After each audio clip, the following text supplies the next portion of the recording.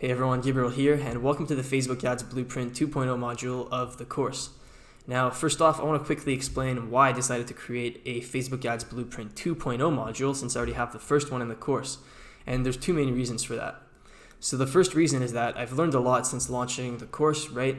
I actually run my own e-commerce stores and I'm constantly spending on ads. And so as time goes by, I'm constantly learning new things and striving to improve my strategies. And so even though it's only been a few months, there has been changes to my strategy based on what I've learned. And so that's the number one reason why I wanted to make this module, is to teach those updated strategies and those little things that I'm doing different. Overall, the strategy is still the same, but there's little details that I'm doing different, like how I'm structuring my account and things like that. And that's what I really want to update you guys with this module. And the second reason is that there's also been a lot of changes with Facebook ads, right? CBO has become a lot more important this year. So that's another main difference that you're going to see in this module, is that you can use only CBO with this strategy. And so that's the main differences with this module. It's going to be my updated strategies and my latest strategies based on what I've been doing and learning. And it's also going to be updated for CBO and for the upcoming Facebook ads changes. And so I hope that you're as excited as I am about this module. And without further ado, let's get right into it. All right, so for the first lesson, I want to start off by covering some important Facebook ads theory that most people don't seem to understand. And I think that if you understand this, it'll really revolutionize the way you see Facebook ads and the way you run ads on the platform. The first thing is you need to understand the auction and understand what the auction is and how it works. And so Facebook is an auction platform, right? You're competing with other advertisers for limited space. There's only so much, there's only so many times that ads are shown every day on Facebook. And so you're competing with other advertisers for that attention. And the auction, this is the really key thing here, is that the auction is not only based on money, but it's also based on the user experience. And this is because Facebook doesn't just care about money, right? They've got a ton of money and they want to keep that money coming for years to come, right? And they know that if they make the users unhappy, the users are going to leave and then they're going to stop making money. And so their number one priority is making the users happy. It's not making money. And this is factored into the way the Facebook ads auction works. It's not just based on money, but it's based on total value to the user, essentially. And so whoever's able to provide the highest total value is the person who wins the auctions at the lowest costs. And so this is very interesting. I'm going to show you a picture in the next slide that's hopefully going to clarify this. But the key thing here is that the auction is not only based on money. It's not just whoever pays the most wins. And so another thing I wrote here is that there's too many advertisers, right? There's a ton of people. Everyone's advertising on Facebook, and there's a reason for that. It's because it's extremely effective. But the problem is that when there's too many advertisers and not enough ad space, it really jacks up the ad cost, right? And only the people who test relentlessly to find the best audiences and best creatives, right, that are going to get the highest user experience, those are the people that are going to be able to win the auctions consistently without having to bid super crazy high. And so this is really, really important to understand. I'm going to show you this picture here to hopefully make it easier to understand. So this is actually from Facebook themselves, right? I didn't just make this up. And they say, we rank ads based on total value for each ad. And they actually give you the exact formula. So, people think that Facebook is some magical platform and we don't really know what's going on, but they actually tell you exactly what they do. And this is what they do. They rank ads based on a total value. This is how the total value is calculated. So this is your bid, right? And your bid is dynamic because most of the time you're going to set lowest cost bidding on Facebook, right? That's what most people do, lowest cost bidding.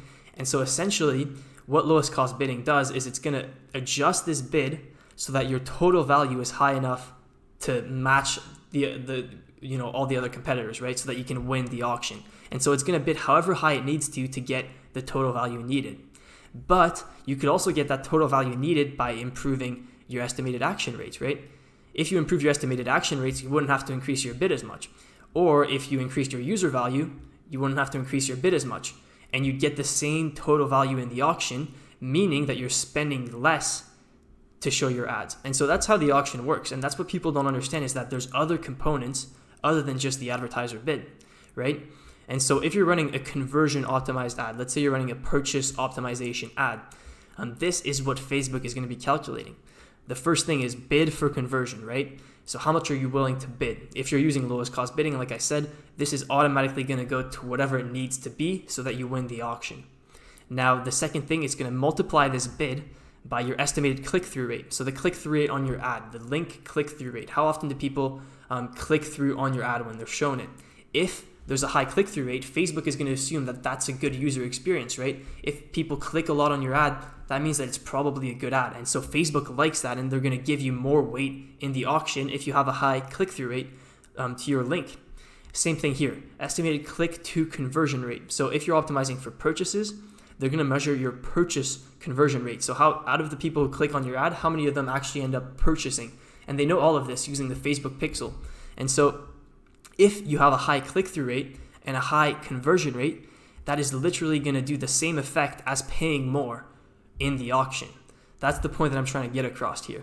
And so you can increase your total value in the auction by increasing your estimated action rates and increasing your user value. And this is what you should be focused on doing, right? Because if you ignore these two, the only way you can show your ads more is by paying more. And I actually made a graph to simplify things. So this is a little graph I made, and this shows you, this line here would be the total value threshold needed to win the auction, right? So based on the competitors that let's say this is just on a given day, right? And this is just, I made this up, like I said, but this is a good simplification to help you understand. And so on any given day, let's say these are your competitors, right? And the blue is all the ad relevance, estimated action rates, engagement rates, quality factors. So the blue would be these two here, estimated action rates and user value. And the green is the bid, how much you need to pay. And so these are what your competitors are probably going to look like, right? If your competitors have been running ads for a while, they've optimized their ads, they've optimized everything to make sure that they have the highest possible click-through rates, they have high ad relevance, they have high engagement rates, and so they're going to have all of this total value coming from how good their ads are and how relevant they are and how targeted everything is, right? How optimized everything is. And so by doing this, they get a ton of their total value in the auction from that. And so to meet the threshold to win, they only have to pay this much, right? So the most of their total value comes from just having good targeting, good user experience, all of that stuff. And so Facebook doesn't mind. Facebook actually likes showing their ad, right? Because users seem to like it and it's not bothering anyone. And so they don't have to pay a lot to show their ads.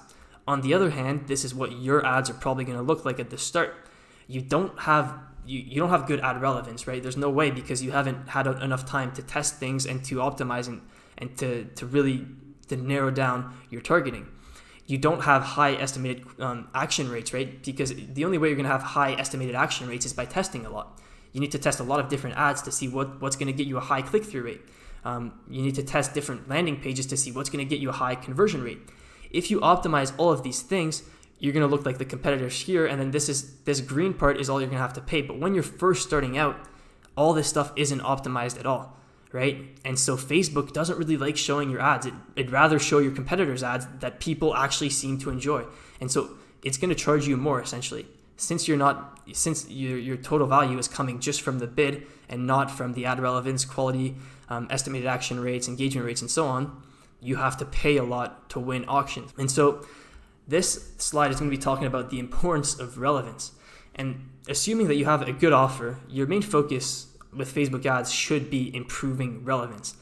And I want to explain what I mean by that. So the first thing is that relevance is the overlap between what you want to say and what your audience is interested in. Let's say this is your brand here. This is all the things that you want to say. You want to talk about your products, your sales, how good your product is, your brand vision. That's what you want to say. This is your audience, what they're interested in. What do they actually care about?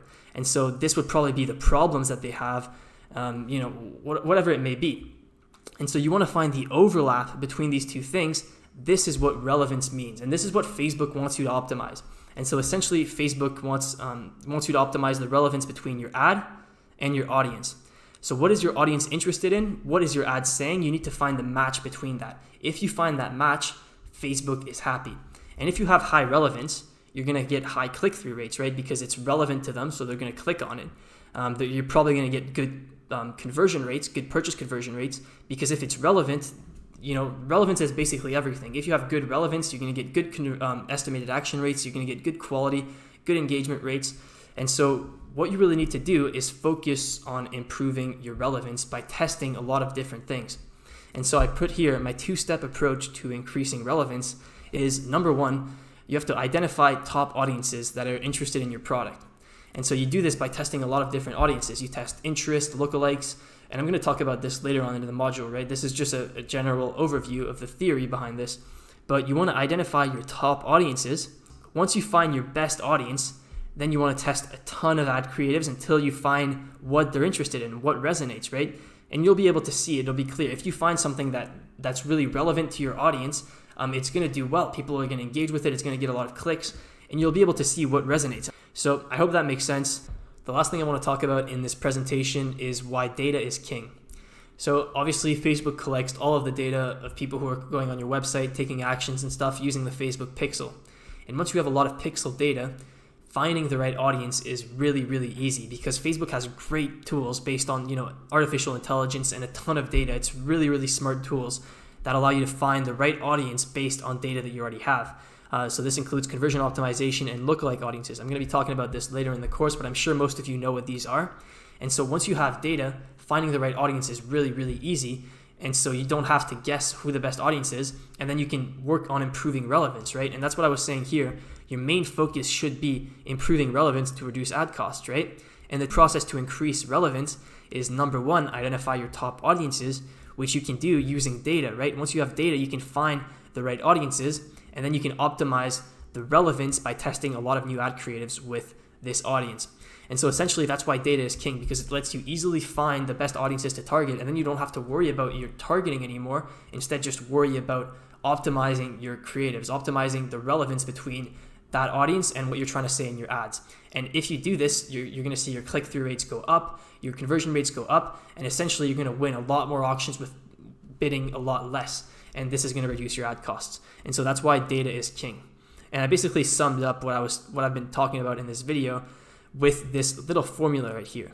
Successful e-com Facebook ads. There's 3 main steps that you need in order to have successful e-com Facebook ads.